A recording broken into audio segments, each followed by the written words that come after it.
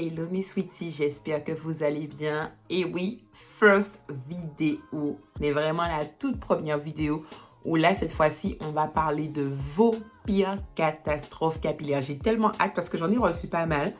Je me suis dit, bon, je vais pas tout mettre dans une vidéo de 30-40 minutes, on va pas déconner. Donc, je vais déjà faire 2 mini-vidéos d'environ une dizaine de minutes pour qu'on puisse vraiment bien parler de chacune de vos catastrophes, parce que l'idée, c'est ok, on en parle de manière anonyme, mais que à chaque catastrophe que je découvre, même s'il y a certaines où j'ai été un peu oulala, qu'à chaque catastrophe que je découvre, qu'on puisse en discuter et que je puisse donner mon avis et surtout les conseils de ce qu'il fallait faire à la place, ou ce qu'il fallait pas faire, ou si ben il y a rien à faire.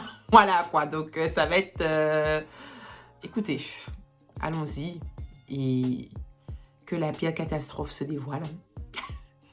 Je me souviens une fois, j'ai servi de modèle capillaire, défrisage, couleur et une petite mèche devant.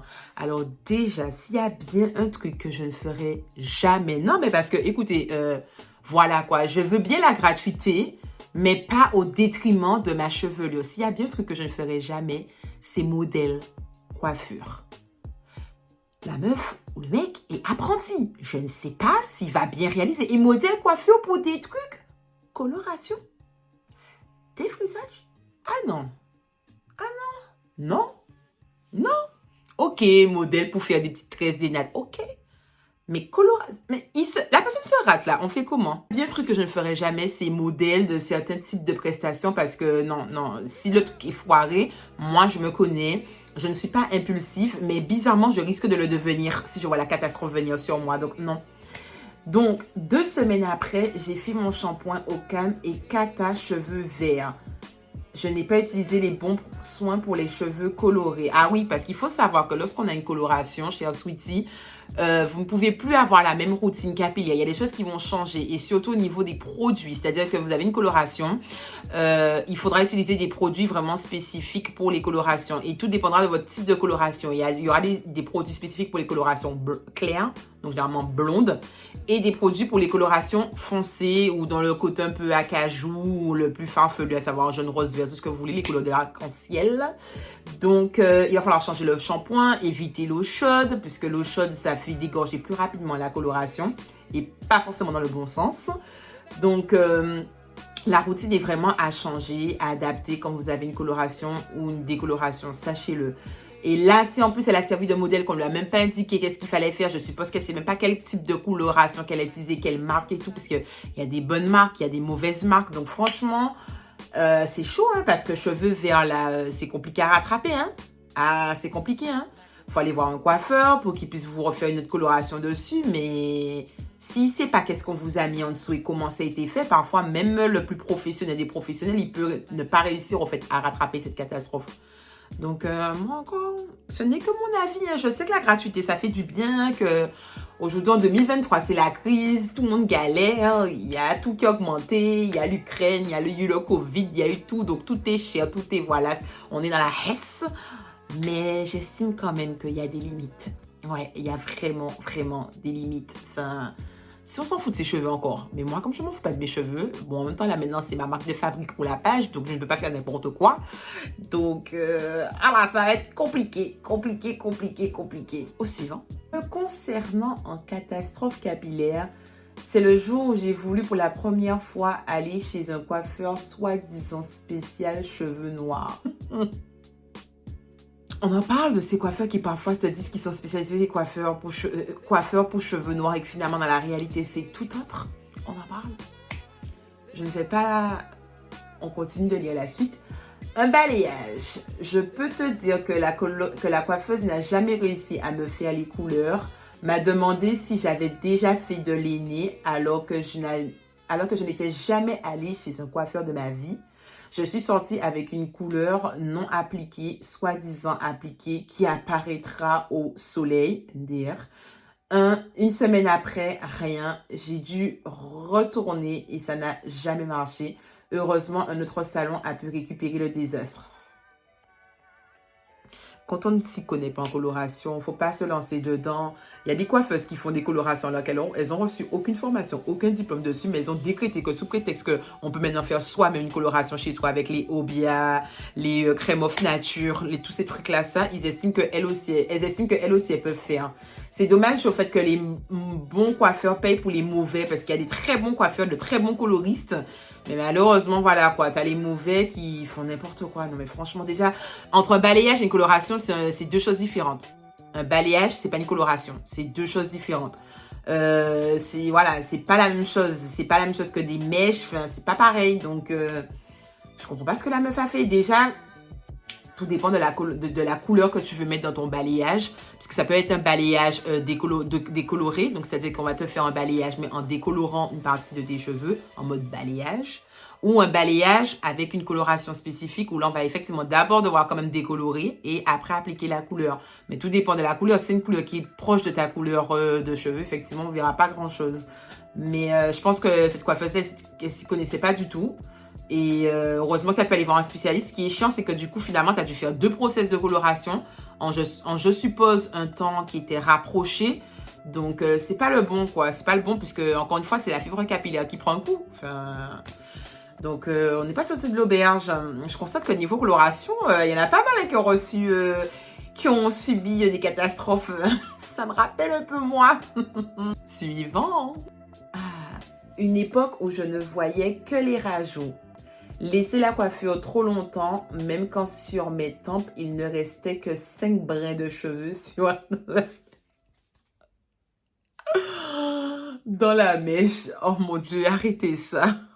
Je suis sûre qu'il y a énormément de filles qui se sont retrouvées dans son cas, mais j'en suis sûre. On est manie alors moi je parle en tant qu'antillaise puisque j'ai grandi aux Antilles. Je peux pas dire que c'est pareil en Afrique ou autre. Je peux pas dire tant que j'ai pas grandi et vécu là-bas. Mais en tant qu'antillaise, et je vais uniquement me limiter à la Guadeloupe parce qu'en Martinique, je sais pas, même si bon, on a énormément de points en commun, Guadeloupe-Martinique, on est des ulceurs. Mais bon, avant qu'on attrape ma veste, je préfère parler pour l'instant qu'au nom de la Guadeloupe. Là où j'ai grandi pendant des années. Il est temps que ça cesse. Il est vraiment temps que ça cesse. Et c'est vrai qu'on avait vraiment une très mauvaise manie. C'est que lorsqu'on nous mettait des mèches dans notre tête, on gardait ça tellement longtemps. Tellement longtemps. 2 mois, 3 mois. C'est pas une vie pour le cheveu. Et forcément, le poids s'ajoute. En dessous, tu as la repousse. Donc, ça crée une tension entre les deux. Et la casse. La casse. Sur le devant, les petits chichis. On aime quand le truc est propre. On aime quand le truc est bien. Donc, on tire fort dessus. Oh là là. Ben, maintenant, j'espère que tu as compris que c'est pas un truc qu'il faut faire. J'espère qu'elle a compris maintenant que, voilà, on ne doit pas faire ce genre de choses. Une coiffure protectrice avec mèche, hein. Je parle avec mèche, c'est 3 semaines à 1 mois et demi max dans l'idéal. Sauf quand on a des fausse locks. Les fausses locks, on peut aller jusqu'à 2 mois, voire 2 mois et demi. Tout dépend de ta vitesse de pousse capillaire. Puisque les fausses locks, l'idéal, c'est que justement, ça fasse le côté vieille, la coiffure est ancienne, qui a plein de chichis. C'est ce qui fait la beauté des fausses locks, parce que ça ressemble à des vrais locks, tout simplement. Mais quand vous avez des braids, des passion twist, ou des crochets braids, des trucs comme ça, 3 semaines à 1 mois et demi, hein. Ah oui, et pendant ces 3 semaines et 1 mois et demi, il faut s'en occuper. Ah ben oui, il faut s'en occuper. Faut faire des shampoings quand même sur le cuir chevelu. Faut appliquer de la crème quelquefois sur la fibre capillaire, même si elle est entourée de la mèche synthétique. Hein, d'accord? Faut mettre ces petites lotions, sérum pour la pousse, pour le cuir chevelu, pour l'entretenir. Ben oui, soit lotion, soit spray, peu importe, mais il y a un travail à faire, c'est pas on a posé, c'est terminé. N'oubliez pas que c'est du synthétique que vous mettez dans vos cheveux. Le synthétique n'a jamais été notre meilleur ami, hein, je vous le dis tout de suite. Hein. Donc il y a un entretien à faire, il y a vraiment un entretien à faire. Suivant.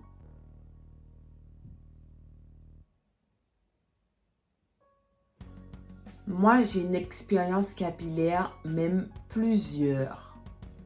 Je décide de me couper juste les pointes et je ne sais pas comment je suis passée de 15 cm de long à 5 cm. Okay.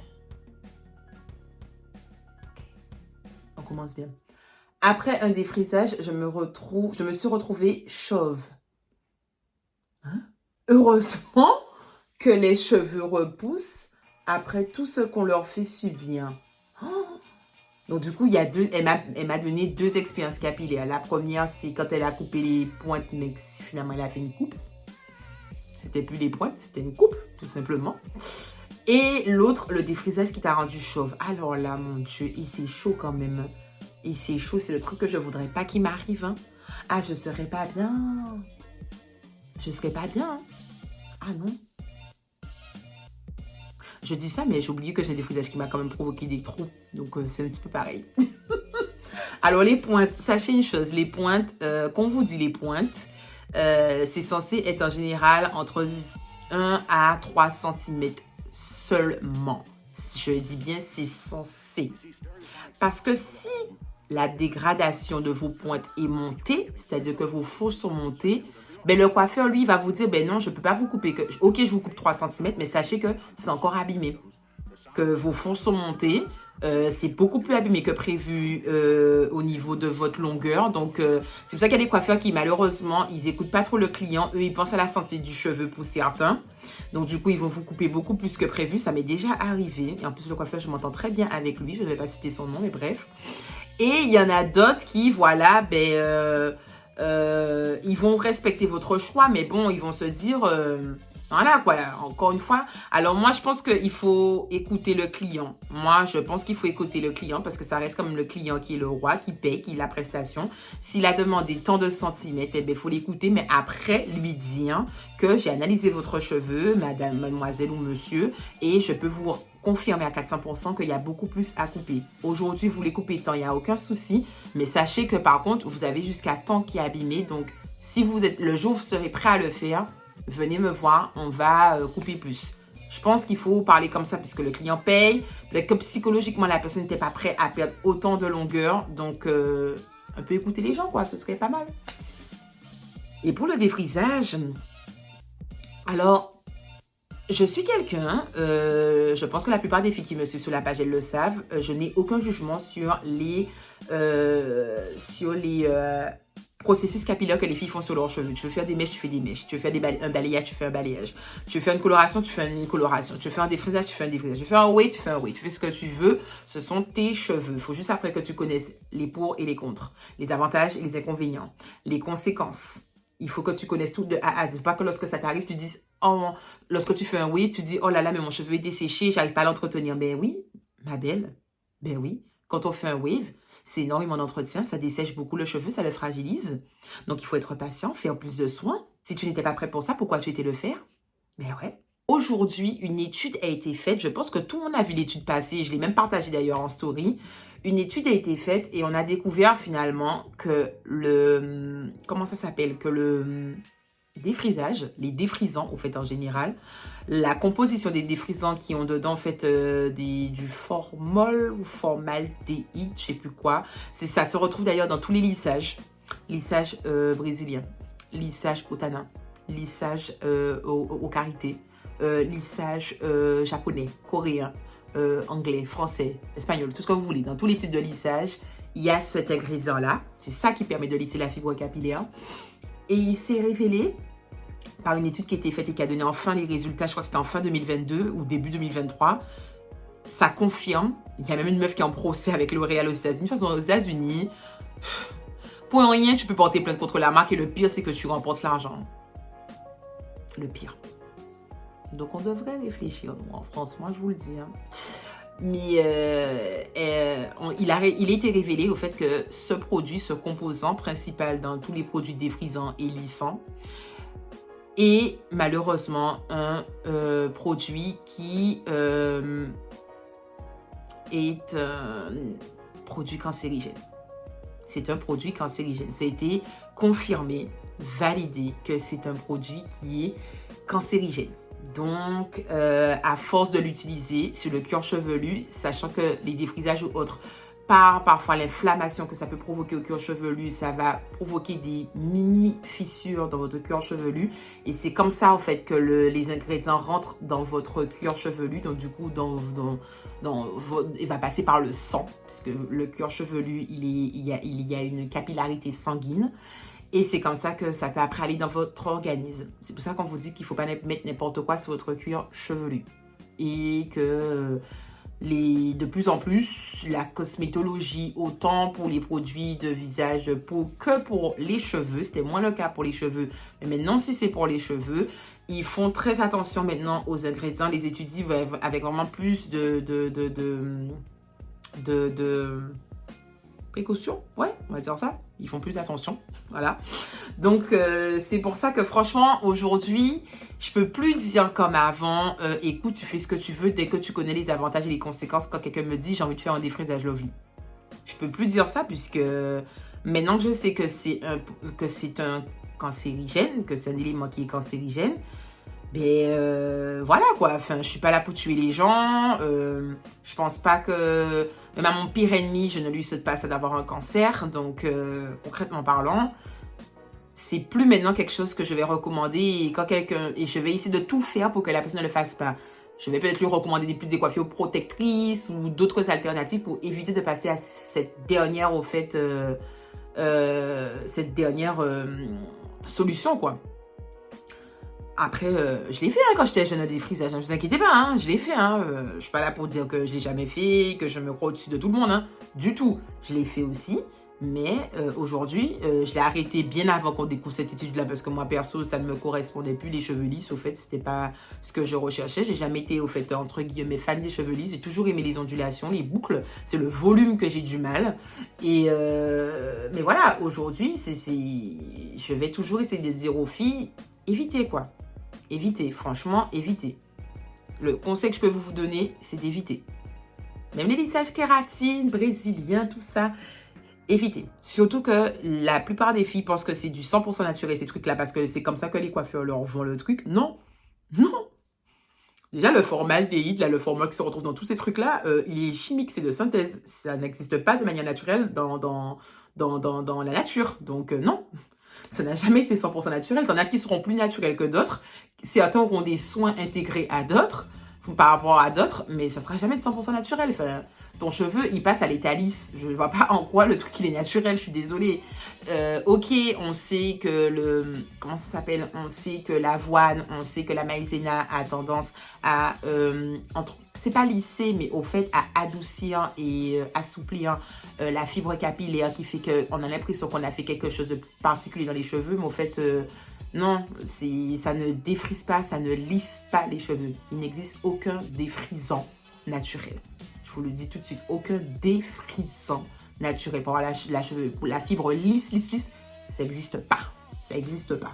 Le jour où ça existe, ne inquiétez pas que la personne qui le découvre là, elle devient milliardaire. Peut-être qu'il faudrait que je fasse des recherches dessus. T'as une idée? J'imagine même pas psychologiquement en fait. Psychologiquement, j'imagine même pas comment tu as dû être parce que c'est surtout ça le côté psychologique. C'est chaud quand même. Tu te retrouves chauve. Je crois que les gens réalisent pas. Encore un mec, tu vois, bon, c'est un mec. Donc le mec, je pense qu'il va un petit peu mieux le prendre. Après, ça veut rien dire. Mais le mec, je me dis qu'en tant qu'homme qui a l'habitude de porter les cheveux courts, il peut mieux le prendre. Mais une femme, si elle n'est pas psychologiquement prête à ça, mais ça peut être terrible. C'est comme moi, je me retrouve chauve. Je sais que je vais être mal. Je vais être mal. Et pourtant, j'ai déjà coupé très court mes cheveux. Mais je sais que je vais être pas bien. Ah ouais, en plus que la kilo que j'ai pris là, ça n'ira pas du tout. C'est pas le moment. En tout cas, mes sweeties, pour cette première session de vos pires catastrophes capillaires, parce que j'en ai d'autres encore, mais je vais mettre dans une partie 2, puisque sinon la vidéo aurait fait 40 minutes, on va pas déconner. Merci pour vos retours. Je suis très contente, en tout cas, pour les premières expériences que j'ai pu lire, qu'elles ont quand même pu récupérer la catastrophe, puisqu'il y a parfois certains qui ne peuvent malheureusement pas récupérer la catastrophe. Et si vous souhaitez d'autres sweeties, partager vos pires expériences pour qu'on puisse en parler, n'hésitez pas à me le mettre en privé. Vous m'envoyez en privé sur Instagram. Je vais récupérer sur Instagram vos expériences, vos catastrophes capillaires. Et comme ça, après, on pourra en parler sur YouTube. Donc, le lien de mon Instagram est en description juste en dessous là, de cette vidéo. Car comme vous savez, je suis sur toutes les plateformes, Instagram, TikTok, YouTube, Facebook, comme d'habitude. Je vous souhaite que du hair love, mes sweeties, car on en a bien besoin dans ce monde de brut. Et on se revoit pour la prochaine partie de vos pires catastrophes capillaires. Bisous.